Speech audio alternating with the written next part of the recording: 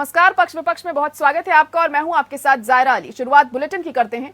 पश्चिम बंगाल में 108 नगर निगमों के चुनाव के दौरान हिंसा और गड़बड़ी के बड़े आरोपों को लेकर अब बीजेपी ने आज 12 घंटे का राज्य बंद का आह्वान किया। बंगाल सरकार ने ऐसी किसी भी बंद या हड़ताल की अनुमति देने से साफ इनकार कर दिया है। तो वहीं राज्य सरकार की तरफ से भी ये कहा गया है कि सभी स्कूल कॉलेज खुले रहेंगे। साथ ही ये भी तय किया जाएगा कि जरूरी सेवाएं चलती रहें और इसमें कोई या किसी भी प्रकार की रुकावट न आए। कांग्रेस और लेफ्ट ने चुनाव में जबरदस्त हिंसा का आरोप लगाया है।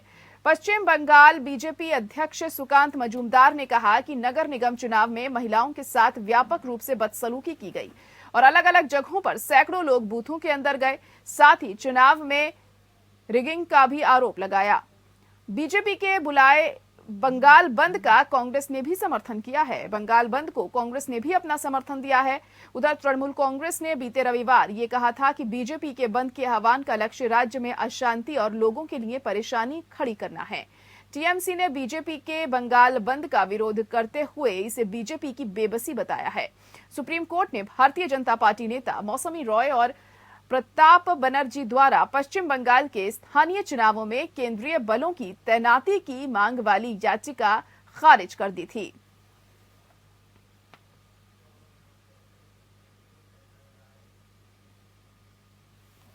और इसी पर चर्चा के लिए खास मेहमान हमारे साथ जुड़ चुके हैं। मेधावी अग्रवाल जी जुड़ चुकी हैं जो कि बीजेपी नेता हैं। इसके अलावा अयान मजूमदार जुड़ चुके हैं जो कि टीएमसी नेता हैं। आप दोनों का बहुत स्वागत है हमारे इस खास प्रोग्राम में। अयान मजूमदार जी, अब बीजेपी आप लोगों पर लगातार आरोप लगा रही है, बंद का आह्वान भी किया है बीजेपी ने और साथ ही साथ इस बंद को कांग्रेस का भी समर्थन यहां पर मिल रहा है। साफ तौर पे निकाय चुनावों में धांधली और हिंसा का आप लोगों पर आरोप लग रहा है। जो बंद था ये टोटली अनसक्सेसफुल था और ये जो बंद है ये बीजेपी का स्क्रिप्टेड स्टोरी है बहुत दिन पहले से। बीजेपी को पता है कि बंगाल का चुनाव में कुछ नहीं कर पाएंगे, इसलिए उनको कुछ कुछ स्टोरी लाना पड़ता है, कुछ कुछ मतलब सीन क्रिएट करना पड़ता है बंगाल में, क्योंकि कंटिन्यूअसली लास्ट 4 साल में 4 चुनाव हुआ है। पहले था विधानसभा चुनाव जहां पे प्रधानमंत्री से लेके उनका पूरा कैबिनेट से लेके 18 राज्य का मुख्यमंत्री, उनका पूरा कैबिनेट, ईडी, सीबीआई, धन बल, पैसा बल सब कुछ यूज करके भी कुछ नहीं कर पाए। उनका नारा था इस बार 200 पार, मगर 80 का आंकड़ा भी छू नहीं पाया। इनके बाद था बंगाल में उपचुनाव जो कि पैरामिलिट्री फोर्स और सेंट्रल फोर्स के अंडर में हुआ था। उसमें बीजेपी का जीता हुआ सीट भी वो हार गए, दिनहाटा और शांतिपुर में। उसके बाद आया कैलकाटा कॉर्पोरेशन चुनाव, उसमें 144 सीट था, उसमें से बीजेपी को सिर्फ 3 सीट मिला था। अभी जो ये जो 108 नगर निगम में जो चुनाव हो रहे हैं, बीजेपी को पता है कि वो कुछ नहीं कर पाएंगे इधर से। BJP is a big zero today in Bengal. So BJP अभी क्या कर रहे हैं, उनका कुछ स्क्रिप्टेड स्टोरी करना पड़ेगा, उनको कुछ सीन क्रिएट करना पड़ेगा इधर भी। लेकिन अयान जी, हिंसा तो हुई है, ये इस बात से तो आप इनकार नहीं कर सकते ना। देखिए हिंसा हुई है, मगर आपको ये भी देखना है कि कहाँ कहाँ पे हिंसा हुई है। टोटल 11,000 बूथ पे वोट हुआ है और जो हिंसा का जो खबर आया है, छोटा मोटा जो इंसिडेंट हुआ है वो 12 बूथ पे हुआ है जो कि रिपोर्टेड है। और आप बोलिए 12 बूथ आउट ऑफ 11,000 बूथ कितना परसेंट होता है? अगर 99.99% जगह पे कोई प्रॉब्लम नहीं है, सही से वोट हुआ है, तो उनको क्या आप हिंसा? लेकिन हिंसा तो एक बूथ पर हुई है तो वो भी गलत है। गलत तो है जी। हम तो बोलते हैं अगर कोई जगह पे कोई प्रॉब्लम हुआ है तो एडमिनिस्ट्रेशन वो देखेंगे, उसके लिए इलेक्शन कमीशन भी है, मगर इसके लिए तृणमूल को जिम्मेदार ठहराना ये सही बात नहीं जी। और बीजेपी पार्टी को पता है कि वो कुछ नहीं कर पाएगा बंगाल में, इसलिए उनको ये सब करना पड़ता है जी। ये जो चलिए ठीक है, माधवी जी भी जुड़ी हुई है, उनसे भी पूछ लेते हैं। माधवी जी कह रहे हैं कि बीजेपी बंगाल में कुछ नहीं कर सकती है, इसी वजह से वो अपनी खींच निकालती है टीएमसी पर आरोप लगाकर। देखिए कमाल की बात है कि सबसे पहले तो ये सोचना होगा कि जब तक ममता बनर्जी बंगाल में मुख्यमंत्री नहीं बनी थी और वो संघर्ष की राजनीति में थी, तब वो जरा सी बात पर बंद बुलाती थी, बड़ी बड़ी रैलियां बना करती थी, अनशन पे बैठ जाती थी और तब किसी उनको अनुमति मिले या नहीं मिले, लेकिन वो अपनी मनमानी करती थी। और तब उन्होंने नहीं सोचा कि जनता को, आम जनता को, बंगाल की जनता को इस आगजनी से, इस तरीके के प्रकरणों से कितनी तकलीफ होती होगी जो बार बार बंद बुलाती है। लेकिन आज जब इनका मतलब ये जो चुनाव के विषय में बोल रहे हैं कि कुछ एक जगहों पर हिंसा हुई, इनको पता नहीं है क्या? शायद ये नए आए या जानबूझकर झूठ बोलने का प्रयास कर रहे हैं। पोस्ट इलेक्शन जो विधानसभा के इलेक्शन के बाद में जिस तरीके से लोगों की जान माल को मतलब नुकसान पहुंचाया गया, महिलाओं के साथ इस तरीके के अभद्र व्यवहार किए गए, लोगों के घरों को जलाया गया, उसको भूल जा रहे हैं और एक दो जगह की हिंसा बता रहे हैं और हार गई हैं। अरे आप पहले मुझे ये जवाब दीजिए, जो भी बैठे हैं टीएमसी से, कि कब आप लोगों ने सही तरीके से इलेक्शन होने दिए हैं? आपके पिछले कॉर्पोरेशन के इलेक्शन के बारे में आप देख लें, बहुत सारी फुटेज आपको ऑनलाइन मिल जाएगी मीडिया पे, जहाँ पर ये स्थिति थी कि सामने एक सेकंड में बीच में नहीं बोली थी, कौन है ये, कृपा करके बीच में मत बोलिए। तो मैं पहले बोल रही हूँ, मुझे बोलने दीजिए। आप लोग अगर फुटेज, हेलो जी कहिए माधवी जी, अगर पुराने 5 साल पहले के अगर फुटेज देख ले, जो कि ऑनलाइन मीडिया पर अभी भी उपलब्ध होंगे, तो बहुत आसानी से देखा जा सकता है कि सामने मीडिया कर्मियों के सामने, विभिन्न मीडिया जो वहाँ पर हाउसेस थे उनके सामने बूथ लूटे जा रहे थे, लोगों को मारा जा रहा था, प्रत्याशियों को मारा जा रहा था। एक वृद्ध महिला जिनकी उम्र 60 से ज्यादा है, वो अभी इस बार भी काउंसलर हैं बड़ा बाजार से, श्री मीना देवी पुरोहित जी, उनको किस तरीके से उनके साथ मारपीट की गई, इस वाले इलेक्शन पे भी की गई, पिछले वाले भी की गई। और सामने बूथ लूटते हैं, इलेक्शन जीत जाते हैं तो उसके बाद में आप लोग बंदूक हाथ में लेकर रैलियां निकालते हैं, आप गलत तरीके के नारे लगाते हैं और टारगेट करके बीजेपी के लोगों को आप उनके घर को जलाते हैं। आज भी कितने ही लोग ऐसे हैं जो अपने घरों के बाहर रह रहे हैं, जिनके व्यवसाय को पूरा खत्म कर दिया, जिनके दुकानों को जला दिया। और मुझे समझ में आता है कि किस मुंह से इस तरीके से बैठकर बात करते हैं। हाँ, अब ये कह सकते हैं कि भाई फिर भी तो भारतीय जनता पार्टी हार गई और हम जीत कर आए हैं। बिल्कुल, अगर सही रूप से अगर इलेक्शन होते ना, तो मैं अभी भी बता रही हूँ कि आधी से ज्यादा जो है कॉर्पोरेशन इलेक्शन में सीटें जो है बीजेपी जीत। चलिए ठीक है, जवाब ले लेते हैं। अयान जी क्या कहेंगे? आप लगातार आप पर आरोप लगा रही हैं कि आपकी सरकार की वजह से ही, क्योंकि जो मौजूदा सरकार है वही जवाबदेह होगी अगर राज्य में हिंसा होती है, तो लगातार लोगों के घर जलाए गए, महिलाओं के साथ बदसलूकी की गई है, और कहीं ना कहीं जो ये कह रही हैं और ये सब वहां पर हुआ है, तो सरकार की जवाबदेही तो यहाँ पर बनती है। अयान जी, नहीं, मैं ये जो 3 क्वेश्चन उठाए, मैं तीनों का आंसर देता हूँ। पहले बोला कि सरकार में आने से पहले ममता बनर्जी बंद बुलाते थे, शायद इनको पता नहीं है, ममता बनर्जी इधर पे पावर में आए 2011 में, और 2007 साल से लेकर 2011 तक हमने एक भी बंद नहीं किया, क्योंकि ये हमारा पार्टी का लाइन था कि बंद। मैं आपसे बोल रही हूँ कि 2011 के पहले कितनी बार बंद कर चुकी हैं आपने कब टीएमसी ज्वाइन कर लिए? पहले ये देख लीजिए ना आपका इतिहास। आपको ये नहीं समझ में आ रहा है कि मैं पहले की सीपीएम काल में जरा सी बात पे 1 रुपया भी पेट्रोल का बढ़ जाता था तो ये बड़ी सी रैली निकाल के बंद का आह्वान करती। आपको पता ही नहीं है, आपको पता ही नहीं। पहले मुझे अच्छी तरह से पता है, आप इतिहास संभाल लीजिए, आपको पता चल जाएगा। माधवी जी, उन्हें बोल लेने दीजिए, फिर आपको भी मौका मिलेगा। मैडम, डिबेट से आने से पहले थोड़ा होमवर्क करके आइएगा, ठीक है? अच्छा, ये डायलॉग ना मारने की जरूरत नहीं है, पहले आप अपना होमवर्क बोलकर अपने आप को ज्यादा इंटरेक्टिव बताने की कोशिश मत करिए। ये बहुत पुराना डायलॉग है, आपको पता भांडा फूटता है, दूसरे को बोलने नहीं दिया जाता। ये बोल के ना लोग अपने आप को ज्यादा इंटेलेक्चुअल बनाने की कोशिश करते हैं। चलिए एक-एक करके बात करिए। माधवी जी, आपको मौका मिलेगा बोलने का, अयान जी को बोल लेने दीजिए पहले। मैडम, मैं जवाब दे दूं? मैडम, मेरा जवाब नहीं, आप ये पहले डायलॉग बंद करिए तो, कि आप पहले होमवर्क करके आइए। आप अपना होमवर्क करके आइए। आप कहाँ थे? आपने कब टीएमसी ज्वाइन किया है? पहले कौन सी पार्टी में थे आप? कांग्रेस में थे, बीजेपी में थे? ज्यादा बात करिए। जो क्वेश्चन उठा है उसका जवाब होमवर्क करके आप आइए पहले। आप माधवी जी, जवाब सुन लीजिए, जवाब सुन लीजिए पहले ना, सुनने का हिम्मत रखिए। अरे फिर वही डायलॉग, बंद का बहुत हिम्मत है हमने, आप लोग की हिम्मत हम लोगों ने देखी है अच्छी तरह से। जायरा जी, ऐसे कोई डिबेट नहीं होता। चलिए ठीक है, अयान जी कहिए। देखिए, हमारा पार्टी का स्टैंड है, 2007 साल से हमने ये स्टैंड लिया कि बंगाल में हम कोई बंद करने नहीं देंगे। जब हम 7 साल के पहले की बात कर रहे हैं, 2007 साल से माधवी जी ने पूरा बोल लेने दीजिए, फिर आपको भी पूरा मौका मिलेगा अपनी बात रखने का। कहिए अयान जी। 2007 से 2022 तक आज तक हमने एक भी बंद नहीं बुलाया। नंबर 2, इन्होंने बात उठाया मीना देवी पुरोहित, जो कि काउंसिलर है, उनका बूथ पे हमने कब्जा किया, प्रॉब्लम किया, रिगिंग किया। शायद इनको पता नहीं है, मीना देवी पुरोहित खुद जीती है, शी इज अ काउंसिलर। तो मैंने पहले ही बोला, प्रमाणित होता है, प्रमाणित होता है कि कौन उठाया गया 60 साल की महिला के ऊपर में। अगर ये बोलते हैं कि मीना देवी पुरोहित का वार्ड में झमेला हुआ है, कोई प्रॉब्लम हुआ है, तो वो जीती कैसे है? नंबर 2। और नंबर 3 ये बोलते हैं अगर सही से इलेक्शन होता तो शायद ये लोग जीत जाते। अब बोली इलेक्शन तो कॉन्डक्ट के इलेक्शन कमीशन, इलेक्शन हुआ है 7 फेज में, और इलेक्शन हुआ है पैरामिलिट्री फोर्स, सेंट्रल फोर्स तक इलेक्शन किया है। अगर उसके बावजूद भी ये लोग ये ऑब्जेक्शन उठा रहे हैं कि कुछ धांधली हुआ है, कुछ प्रॉब्लम हुआ है, तो it is a direct attack on their own government. पहले बोलिए, इनको बोलने के लिए सही से इलेक्शन हुआ था कि नहीं हुआ था? जी चलिए ठीक है, कहिए माधवी जी, आप क्या कहना चाह रही थी? देखिए, ये 2-3 रट्टे लगा के ये आ जाते हैं कि होमवर्क करके आइए और ये करके आइए। मैं तो पहले ही जब पहली लाइन मैंने बोली तभी मैंने बोला कि जब तक वो जीत के नहीं आई थी उसके पहले वो जरा जरा सी बात पे बंद बुलाती थी, तो वो अपनी बात को वापस रिपीट करते जा रहे थे, मतलब का टाइम वेस्ट करते हैं यहाँ पर बैठकर।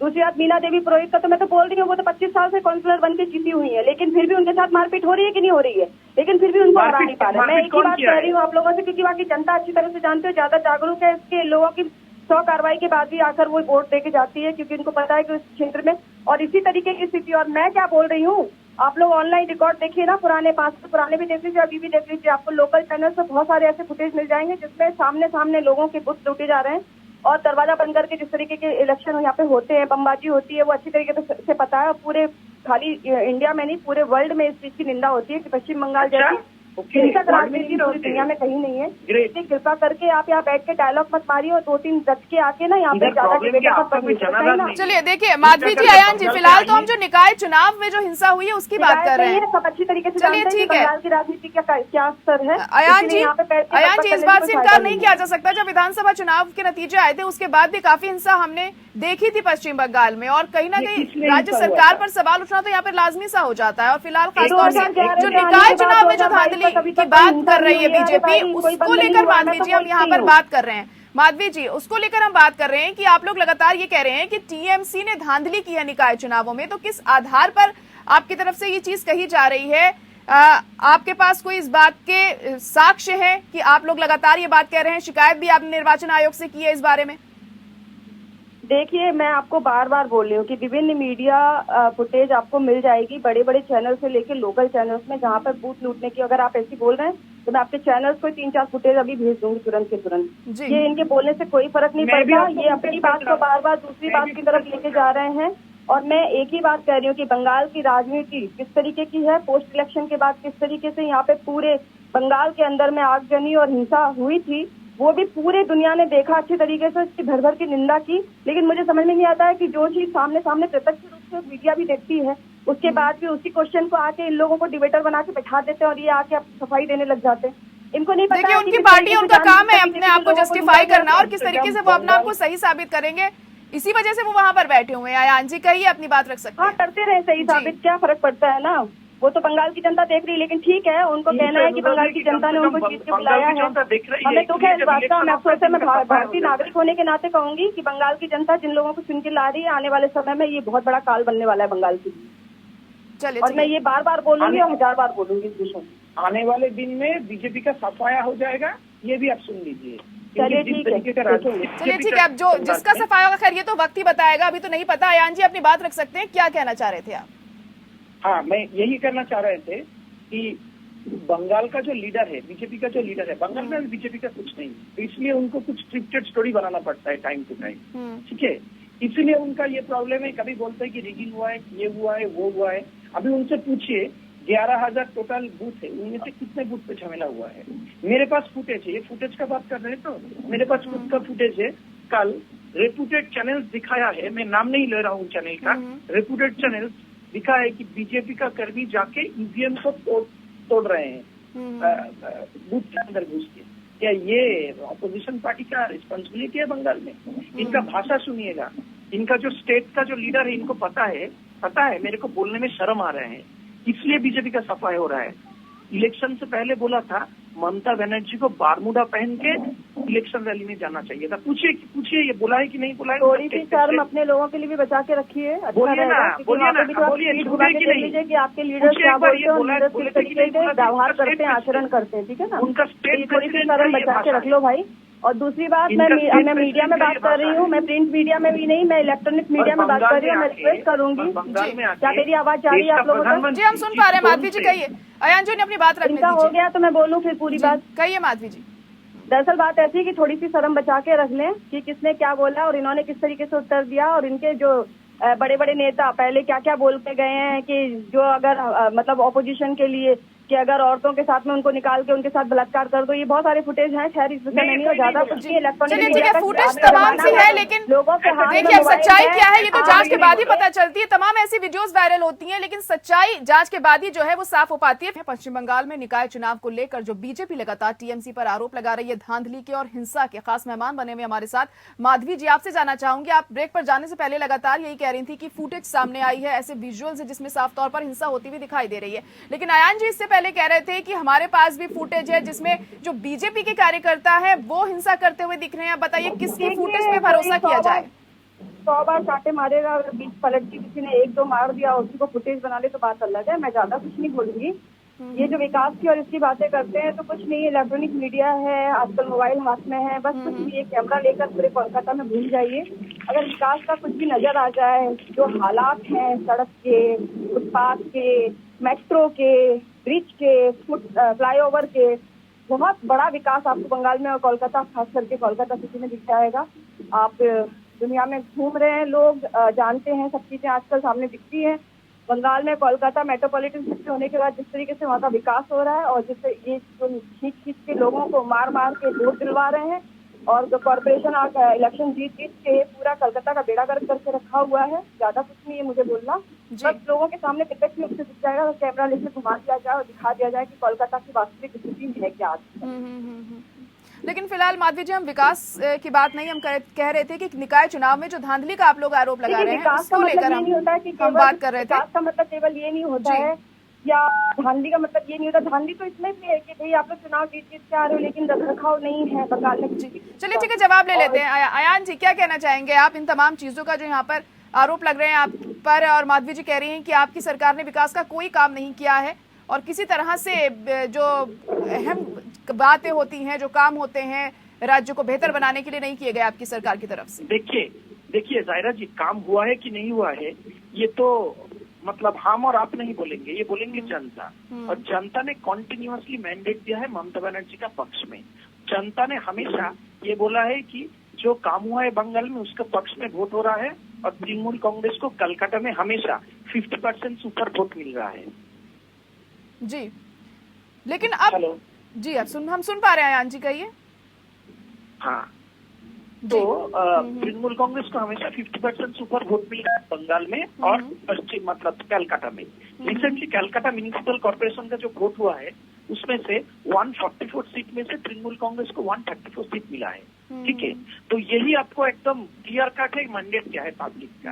अभी ऑपोजिशन तो इधर पे है ही नहीं, मतलब ऑपोजिशन मतलब बीजेपी का बात कर रहा हूँ। हाँ, वो तो दिखते नहीं है, जनता के साथ नहीं है, सिर्फ मीडिया में दिखते हैं। तो इसलिए मीडिया में आके वो कुछ बोलेंगे अपना फुटेज पाने के लिए, चलिए ठीक है, नो इशू। लेकिन अयान जी यहाँ पर जो धांधली के आरोप आप लोगों के ऊपर लगाए जा रहे हैं निकाय चुनावों में, उसको लेकर आप क्या कहेंगे? क्योंकि इससे पहले भी लगातार आपकी सरकार को लेकर बीजेपी हमलावर रही है पश्चिम बंगाल में, और राज्यपाल ने भी फिलहाल अभी जो निर्वाचन आयोग के कमिश्नर हैं उनको तलब किया है अभी इस मामले में। बंगाल का जो राज्यपाल है ना, राज्यपाल बीजेपी का सबसे बड़ा कैडर है बंगाल में।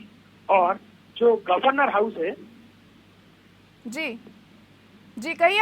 गवर्नर हाउस है सर मानी चाहिए इनको इस तरीके के भाषा को व्यवहार करते हुए, वो भी नेशनल चैनल पर बैठकर। कार्डर है और राज्यपाल के लिए इनके शब्द ही ऐसे, इनको कुछ कहानी ऐसे, इनकी कैटेगरी ही सही तरीके। मेरा वॉइस कट रहा था, आई वांट टू कम इन। हाँ बिल्कुल सही बात है, राज्यपाल की तो कोई वैल्यू नहीं है ना आपकी नजर में, प्रधानमंत्री की कोई वैल्यू नहीं है बंगाल में जो राज्यपाल है उनका जो राजभवन है जहाँ पे राज्यपाल रहता है उनका उधर बीजेपी का मीटिंग होता है। ये सिर्फ मैं नहीं बोल रहा हूँ, ये हर न्यूज चैनल दिखाता है, हर मतलब न्यूज हाउस ये रिपोर्ट किया है। चलिए ठीक है, अभी समय की कमी है मेरे पास, जल्दी से माधवी जी अपना जवाब दे दीजिए।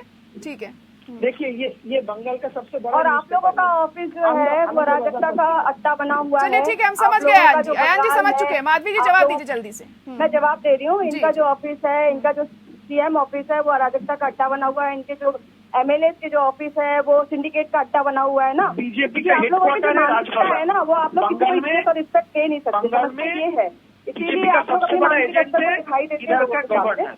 अफसोस की बात है गवर्नर कि हाउस आप को एक बीजेपी गवर्नर पार्टी की इस अभी तरीके के बना दिया शब्दों है। का इस्तेमाल चलिए कर रहे ठीक है, आप दोनों का बहुत शुक्रिया ये हमारे बीजेपी साथ का जुड़ने के लिए। लेकिन अब देखने वाली बात यही होगी कि अब इस मामले में क्या अहम कदम उठाए जाते हैं, क्योंकि धांधली के आरोप लगातार बीजेपी की तरफ से लगाए जा रहे हैं टीएमसी के ऊपर, और जांच इस मामले में क्या की जाएगी, निर्वाचन आयोग की तरफ से क्या अहम कदम उठाए जाएंगे, खैर ये तो आने वाला वक्त ही बताएगा। और इसी के साथ फिलहाल पक्ष विपक्ष में इतना ही। मुझे दीजिए इजाजत, नमस्कार।